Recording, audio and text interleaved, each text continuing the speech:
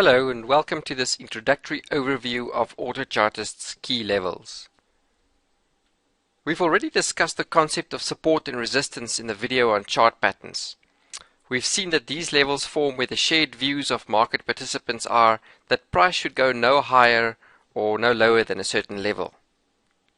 With key levels there are a couple more characteristics that makes them particularly interesting. Key levels are nothing more than horizontal support or resistance. This means that the peaks or troughs of the price graph line up to a horizontal psychological barrier. You may note that a horizontal line on a historical price graph is a singular price level. With dynamic support or resistance lines, that's ones that slope up or down, the market participants adapt their decision points linearly as time goes by, so the price point at which they would buy or sell goes proportionally higher or lower with time. But with key levels, that price level stays the same throughout. Now let's investigate what could be some of the reasons behind the formation of such key price levels. In other words, we ask, why do traders find certain price points significant? The most common or obvious case we encounter around significant or whole numbers. The way people's cognitive processes work when it comes to numbers is that we tend to look for edges or rounded numbers rather than the arbitrary decimals that fill up the gaps in between. For example, 1.5 is halfway between 1 and 2.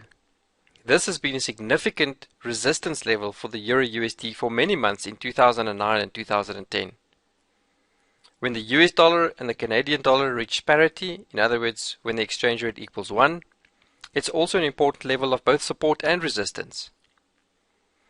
More recently, we see a few additional examples. Gold at $1,700 an ounce.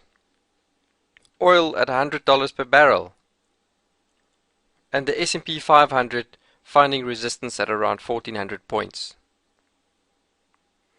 Another potential reason that can make a price level significant is when there is some structural point in the market when the viability or profitability of some large-scale projects may change. We're talking about projects that can significantly change the pricing of currencies or commodities, so they have to be big. For example, there may be a point at which a certain market price of oil makes it economically feasible to start mining oil from sand fields or other more costly exploration techniques. That would effectively broaden the potential supply and thus halt the increase in price. A third explanation for the establishment of key price levels is historical maxima or minima. This can happen on various timescales, for example the maximum for the week, the month, the year, or in the past 100 years. For some reason, when the price approaches an all-time high, there tends to be some hesitation that results in a resistance level. Two examples here are Oracle, that peaked in the boom at the start of the millennium, and IBM, that had these resistance plateaus at various points in its history. There could also be political or economic factors that play a role. For example, when a government such as Switzerland decides that it will intervene when its currency strengthens beyond a certain point relative to other currencies, and they increase their foreign reserves and thus increasing the international supply of their currency, they can create a key level of resistance. These are a few reasons why we can find support and resistance at specific price levels. The base criteria for Autochartist to identify a key level is that there be a minimum of 3 touching points at a specific price level within a small error margin. Key levels can have more touching points, up to 10, and the more touching points a key level has, the more significant the level turns out to be.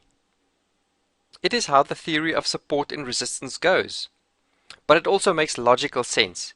Every time that a level is tested or touched but not broken, it is another case in point whereby the market confirms that it is not prepared to go higher than that price.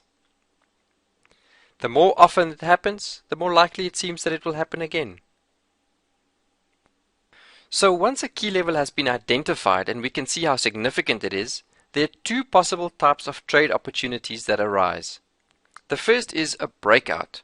When a key level is breached, the theory is that the momentum of the price will carry it some distance beyond the identified level. A breakout is identified when there is a definitive breach of the key level, and it is presented together with a target level where one can expect the price to move towards. Another type of trade opportunity is when the price has bounced off a key level and moved away, but it is now yet again approaching that level. Here, the expectation is for the price to reach the key level once again. A secondary opportunity exists that the price would continue beyond the support or resistance line, forming a breakout. As you can imagine, horizontal support and resistance not only provide potential trade opportunities, but they also give traders some very good indications of where to place stop loss and take profit levels. What's more is that they can be powerful confirmations of other opportunities. For example, certain chart patterns have horizontal support and resistance built in, like ascending or descending triangles, rectangles, head and shoulders. So if one were to look at all the action that happens at or near a price level, it may provide an even deeper level of insight and more credibility to each pattern involved than if they were evaluated individually.